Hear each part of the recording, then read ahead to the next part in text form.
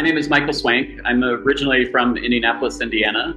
I've lived all over the United States, so much so that my friends joke that I needed to move out of the country because I ran out of cities to live in. Although I've never lived in San Diego for some reason, I don't know why.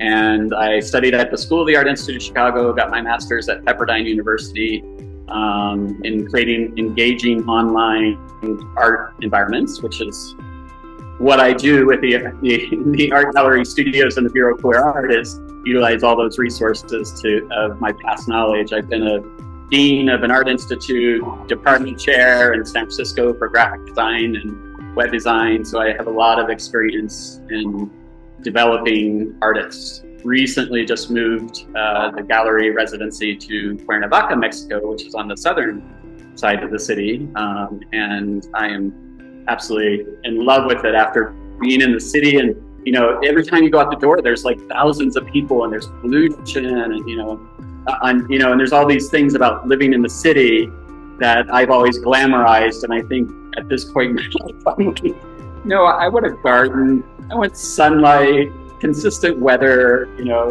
I'm very happy to be in Cuernavaca now. So, which I was talking about how that functions. We just meet around a digital table instead of a physical table.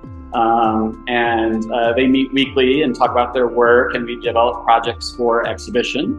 The residencies there's a 12-week and a 6-week residency online. And many of the artists repeat more than one time just because the projects and the experience is so enriching that they want to continue building from it. So it's going to be fun. And a lot of the artists, which is my favorite thing, is they come to be in real life with the artists that they were in the residency with online. So many of the artists, like Joan Cox that we were talking about before, and many of the artists will just travel into the show and meet there for the first time in person. So it's a lot of fun. You can see the photos in our Instagram from February. We had a big group of artists come in from all over, and we invited artists from local artists in Mexico, and we had this big, Sunday recovery brunch because all the parties that we got them all drunk again. Hair of the dog in full effect.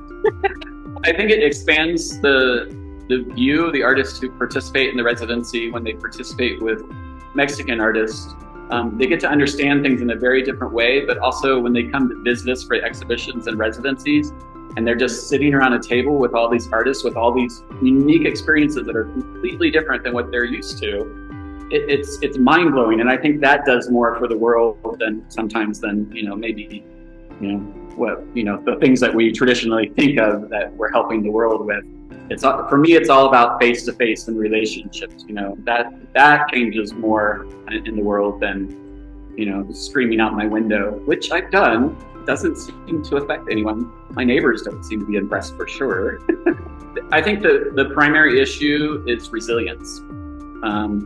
Because we have so many examples and people projecting themselves outward on Instagram and all these platforms and things, and we see all these people and we think that's success, but it's all theater. It's not necessarily real. And then one success does not lead to lifetime success. You have to continually keep the marathon moving forward and juggle many things and be open to outside criticism, voices, and hear what they're saying. I always say, if somebody tells you F off, then 10% of that belongs to you. And what is that 10%? So it's never really random. There's always some sort of intention behind it, good or bad. I always, like angels talking to you or something. But I think you have to be resilient, and you have to hang in there and continue producing, which is why you and I are so important, because seeing your work in a gallery space, watching other people looking at your work, selling your work so that you can afford to make the next piece of work, that's supporting the queer artist. So, you don't even need to buy something, just share something that you love, support your community by sharing the work with other people, liking it, making a comment on it, get them up in that algorithm. That algorithm is against us all the time. We get blocked on Instagram and Facebook all the time for the content that we put up, and it is not scandalous. It is just discrimination by the algorithm for queer bodies and queer content. So by liking it, sharing it, and disseminating it for everyone else, you actually support your community and the continuation of their working scene. So we're working on a show around the themes of Dia de los Muertos. We do annually a show called Efimera, and the ideal is to represent Dia de los Muertos in Mexico, but from an international perspective. So not repeating the craft and folk of Mexican traditional art here, but actually working with the ideals of life and death in your own cultural context and presenting them here in Mexico. So we're in the process of working with a couple of Casa Culturas, and has invited us to produce a show there in conjunction with Dia de los Muertos. So that's our big fall show. Every issue of the Bureau of Queer Art is like an extravaganza of shows. Really excited about the opportunity to work with your gallery and to see who the artists are and be a part of that juror process, and maybe steal a couple of the artists for future shows. Who knows? I mean, it's a really great way for me.